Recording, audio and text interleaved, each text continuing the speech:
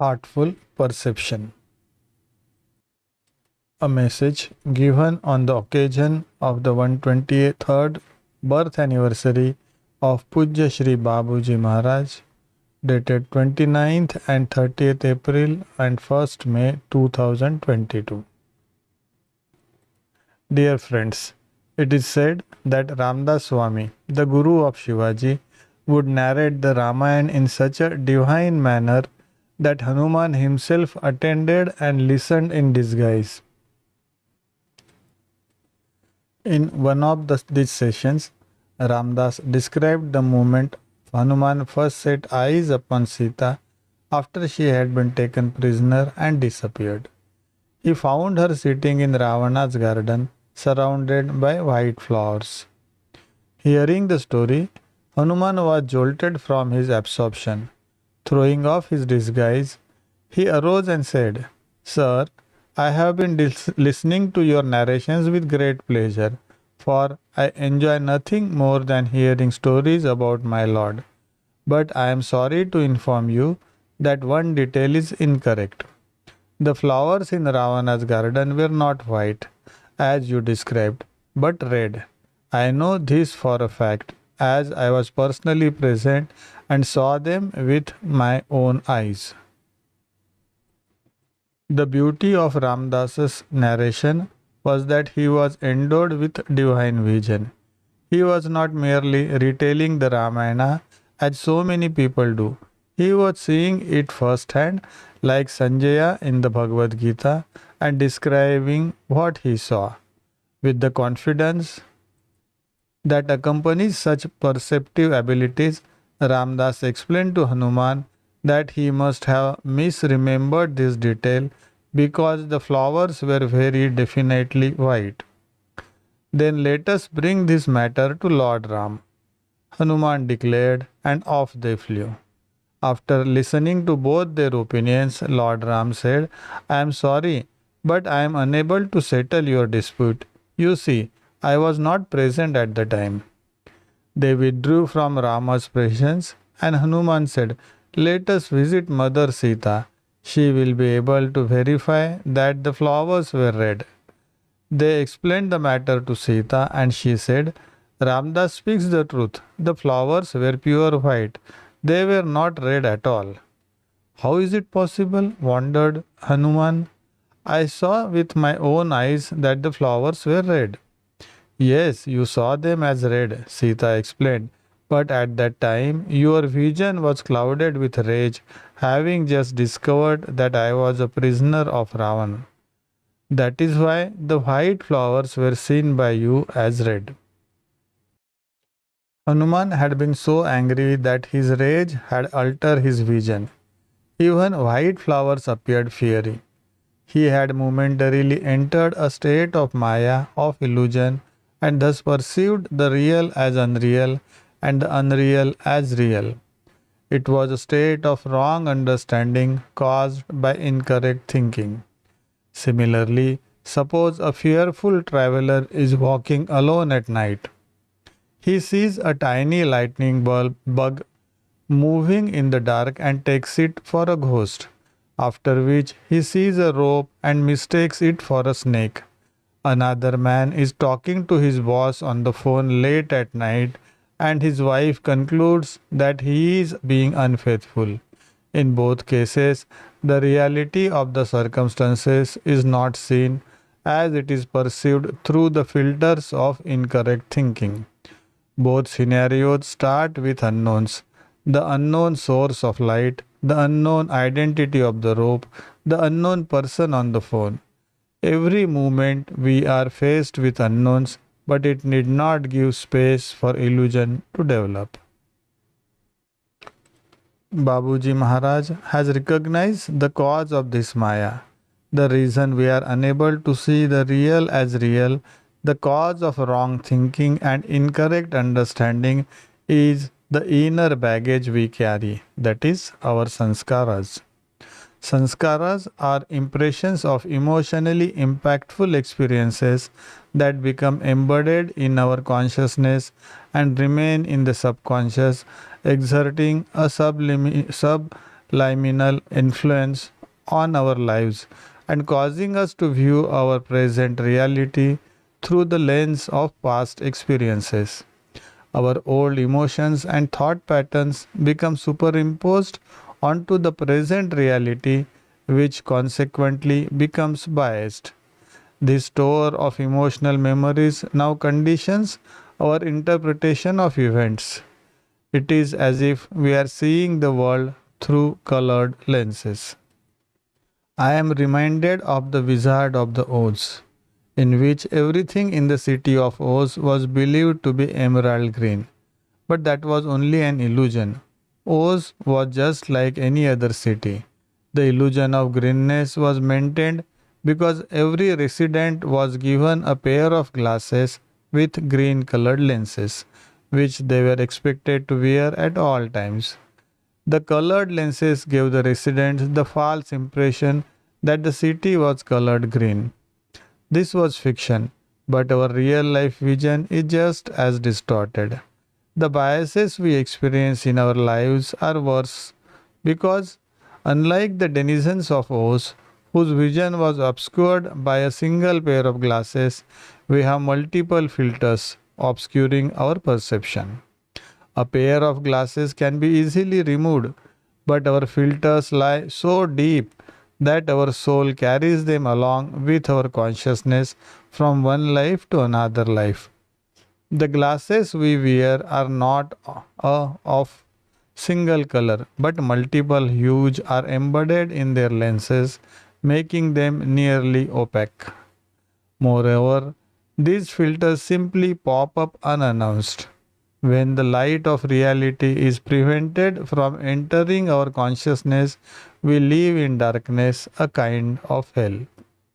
Sanskaras bias our perception and cause us to judge things as either good or bad. We judge certain things as beautiful and others as ugly, some as holy and others as profane. We miss the fact that holiness is everywhere, that beauty is everywhere. Judgment exists in the eye of the beholder. We superimpose it on reality. Real, unbiased vision sees things as they are without addition or subtraction, without judgment or interpretation at the emotional level. Vision emerges when all filters have gone, and our Shastras identify this pure vision as darshan. Most people understand darshan in its limited sense, namely to glimpse a holy person. But many people glimpsed Lord Krishna during his lifetime and hardly one saw him for who he was. So, who had his darshan in the real sense? It reminds me of Babuji's statement, many come to see me, but nobody really sees me. Many people hated Lord Krishna. Only a few loved him. Duryodhan demeaned him, calling him a mere magician. Arjuna admired him but viewed him in a limited way as a friend. Even Radha, in her immense love and adoration for Krishna, did not perceive him in his full magnitude as the Lord of the universe.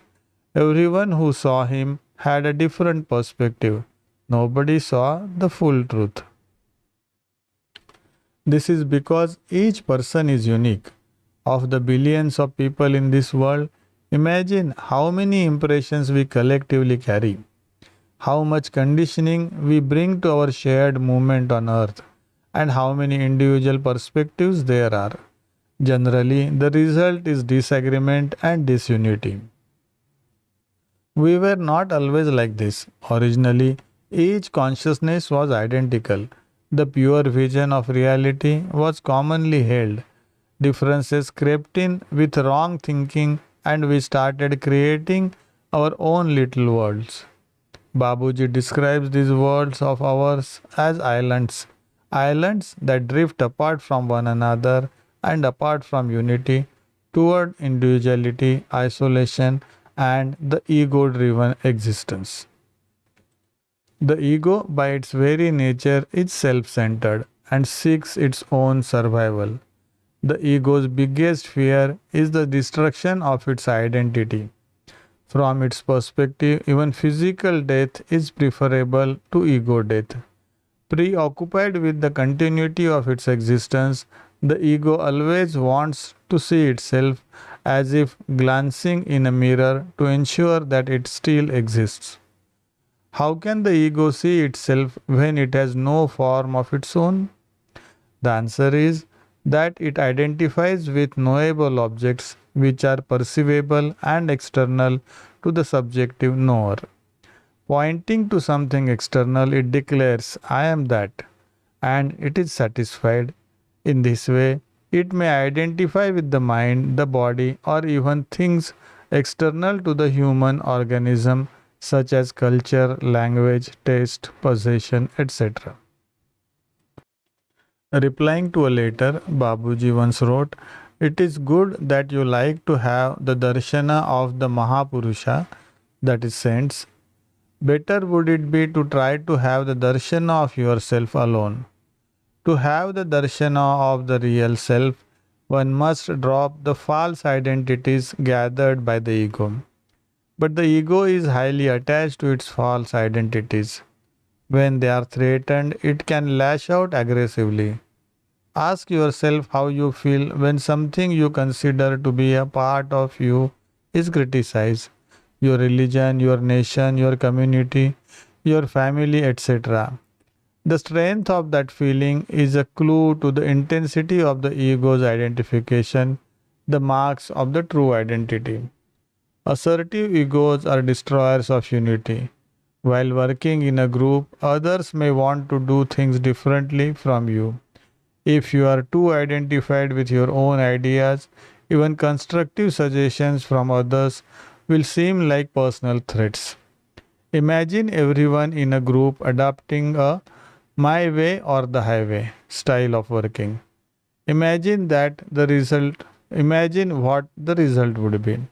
Differing perspectives are healthy when we remain flexible and avoid ego battles. An egotistical style of working puts a bar to the master's work of making us conduits for the divine energy. If the flow of divine energy encounters resistance within us, friction is produced. Phenomena such as jerks during meditation are a sign of resistance in the system. Ego and sanskara are partners. Sanskaras form when we react emotionally. The ego is a reactive element in us, triggering sanskara formation. Why does the ego react? It reacts when one of its identifications is either enhanced or threatened. This reaction comes in the form of like or dislike. The positive or negative emotion produced in that reaction then becomes an impression. In complementary fashion, sanskaras determine the objects with which the ego identifies. Ego and sanskara then are co creators of Maya, filtering our perception and distorting our vision of reality. The trees of individual destiny grow from sanskaric seeds planted in the soil of ego. Our sanskara generate our heart's intentions, which the mind works to fulfill. The mind's workings and the tendencies are known as vrittis. Our vrittis in turn drive our pravrittis, that is tendencies. Together, vritti and pravritti color our prakriti, that is nature, when with the qualities of three gunas, sattva, rajas and tamas. According to the qualities of our nature, we keep repeating certain activities. A foodie keeps going to restaurants. A surfer keeps chasing waves. A movie buff keeps going to the cinema.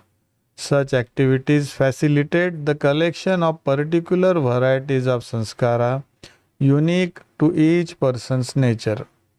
From life to life, incessant activity and the accumulation of sanskaras lend greater definition to our nature.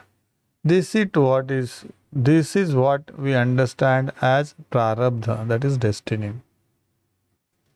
what was explained in the last para is given in a schematic.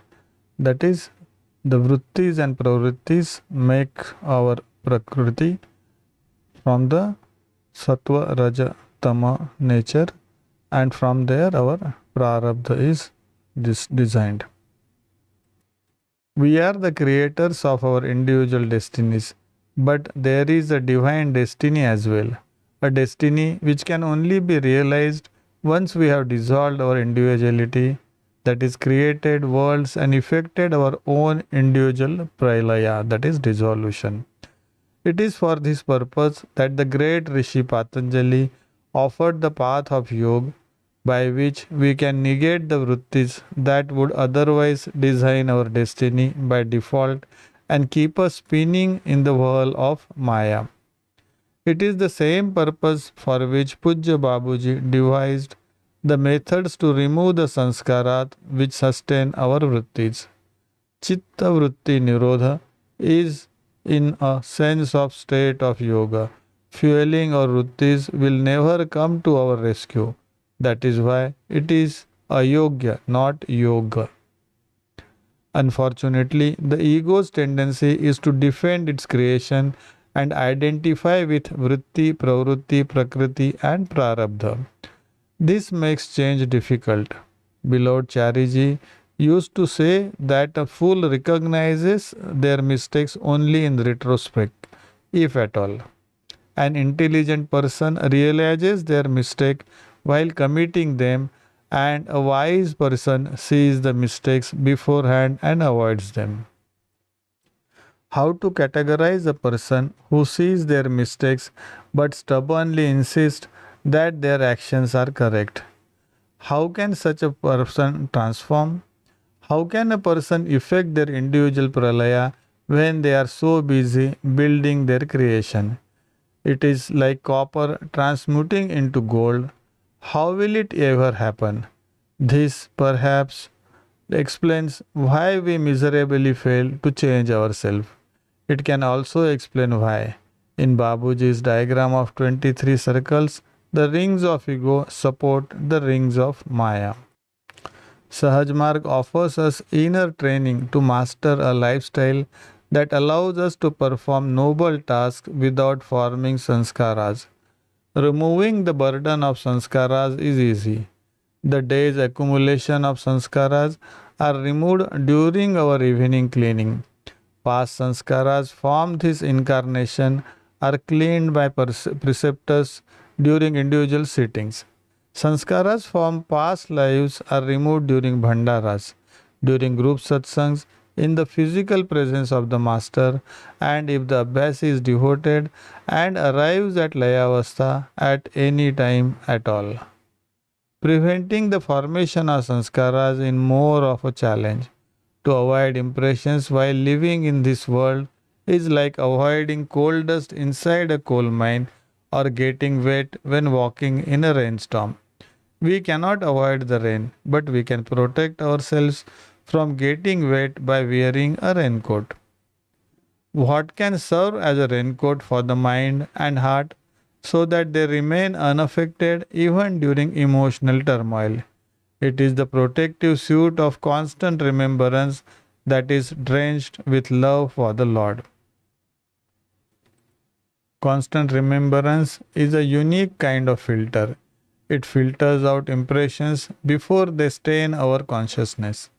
With its protective canopy of humility, constant remembrance filters out ego and delivers us from the effects of bias so that the divine destination remains in clear view.